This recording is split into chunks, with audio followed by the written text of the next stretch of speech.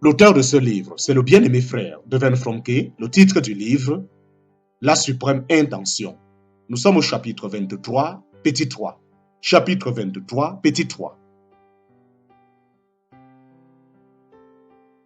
L'heure viendra où les païens auraient le privilège de voir le Christ comme corps formé de nombreux membres. Mais lors de la démarche des Grecs, le Fils, en parenthèse au sens singulier, ne pouvait pas encore leur être connu. Le monde des gentils le connaîtrait quand il viendra comme tête unie à son corps, l'Église. Ce n'est qu'au temps de la manifestation des nombreux fils, en parenthèse, beaucoup de fruits, que les gentils seront pleinement à même de saisir la vérité et d'apprécier le Christ. Le Fils est planté. Le Fils est planté. Quand nous regardons de plus près ce que Christ est en train de faire à l'heure actuelle, il y a une chose qui nous étonne. C'est notre lenteur à comprendre les vérités qui concernent le corps qu'il est en train de préparer. Dans l'évangile de Marc, Jésus nous donne une image claire de ce qui arrive à la sémence que le Père a mise en terre. De la mort surgira une vie de résurrection. D'abord l'herbe, puis l'épi, puis le grain tout formé dans l'épi. En parenthèse, Marc chapitre 4, verset 28. Nous pouvons naturellement nous représenter la chose comme le processus de croissance du chrétien individuel, mais ce qui nous préoccupe essentiellement ici, c'est le corps en tant que personne multiple.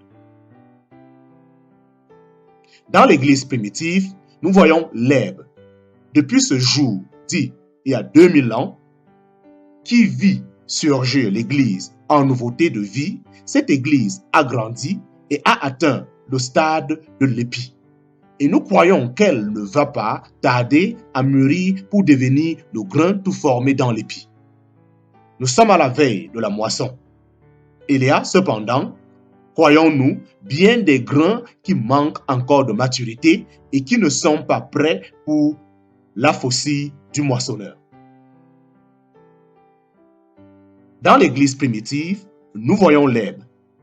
Depuis ce jour, dit il y a 2000 ans, qui vit surgir l'Église en nouveauté de vie, cette Église a grandi et a atteint le stade de l'épi. Et nous croyons qu'elle ne va pas tarder à mourir, puis devenir le grain tout formé dans l'épi. Nous sommes à la veille de la moisson. Il y a cependant, croyons-nous, bien des grains qui manquent encore de maturité et qui ne sont pas prêts pour la faucille du moissonneur.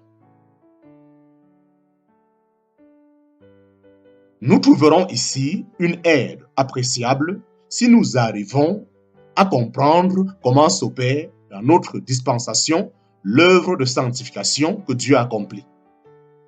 L'Église naissante, qui commença comme une simple herbe, était merveilleuse à voir.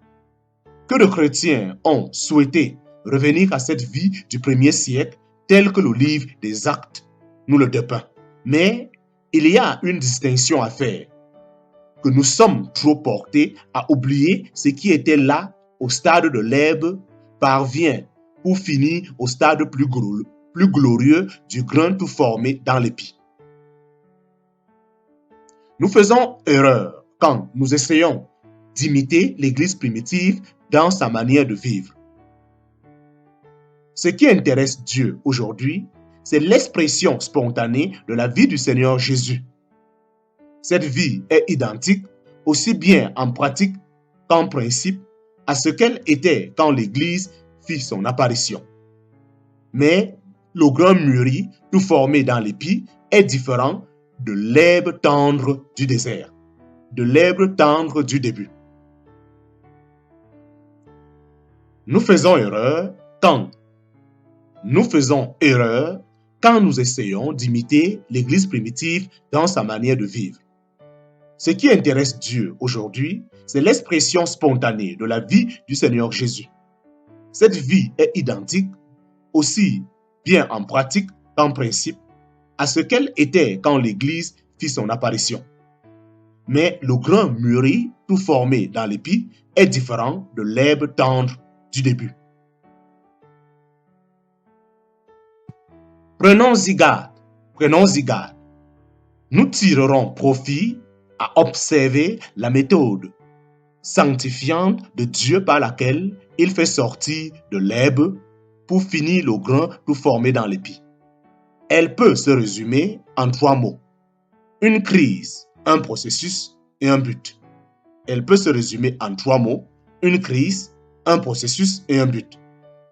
Dans l'expérience personnelle, la sanctification est souvent une crise qui conduit à de terribles luttes. Dans l'expérience personnelle, la sanctification est souvent une crise qui conduit à de terribles luttes. La cause en est très souvent que l'évangile n'a pas été prêché au complet. Les âmes qui se sont converties dans de telles circonstances n'ont pas eu une expérience adéquate du salut. Elles n'ont pas été informées dès l'abord de tout ce dont elles devaient être délivrées, ni de la vie à laquelle cette délivrance les destinait, ni de tous les moyens par lesquels Dieu entend réaliser son intention sans en rien omettre. Là où l'évangile est proclamé dans sa plénitude et où Christ est présenté comme sauveur et souverain Seigneur, l'abandon initial entre ses mains est si total que la période critique de la sanctification passe presque inaperçue. Là où l'évangile est proclamé dans sa plénitude et où Christ est présenté comme sauveur et souverain Seigneur, l'abandon initial entre ses mains est si total que la période critique de la sanctification passe presque inaperçue. Le processus commence dès le premier jour de la vie nouvelle. C'est dans toutes les vies qu'il devrait en être ainsi. Mais même alors, ce n'est que dans la mesure où la vérité objective, celle qui a été saisie, devient subjective, intérieure et vivante, que la sanctification ira se développant. Il faut qu'elle se produise, que ce soit par une expérience fulgurante au moment de la conversion ou par de douloureuses étapes de séparation successives le long du chemin, ou plus tard encore lors d'une crise spécialement révolutionnaire, quand la vérité apparaît dans sa plénitude. Or, chaque communauté chrétienne étant une expression de la vie de Christ sous la forme corporative, ce qui est vrai du chrétien individuel est aussi vrai de la collectivité. Lorsqu'une église locale a été fondée sur la base du message plus complet de la souveraineté et de la sainteté de Dieu avec toutes les séparations qu'il comporte, une crise ultérieure de détachement et de séparation est évitée. Mais une séparation doit se produire avant qu'une église puisse exprimer son Seigneur d'une manière digne de lui. Oh, que de blessures et de divisions seraient évitées si le message de Dieu était présenté dès l'abord dans son intégralité. Dans les jours de tempête, au stade de l'herbe, la plante doit subir tant de violence et dans les périodes de sécheresse, tant de flétrissures qu'elle semble devoir dépérir. Mais c'est là, au contraire, la méthode divine de la faire mûrir et de produire le grain tout formé dans l'épi.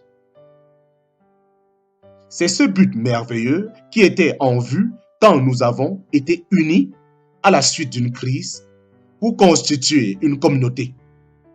Prenons garde de ne pas perdre de vue les étapes nécessaires au développement entre l'herbe et le grain mûri. Nous avons donc bien compris que cette séparation, la sanctification, est le processus nécessaire de la croissance. Il y a naturellement une sanctification qui découle de notre simple position de chrétien. C'est la sanctification d'origine qui signifie que nous sommes en Christ, L'adresse de la lettre de Paul à l'église de Corinthe est formulée comme suit. À l'église de Dieu qui est à Corinthe, à ceux qui ont été sanctifiés en Jésus-Christ, appelés à être saints.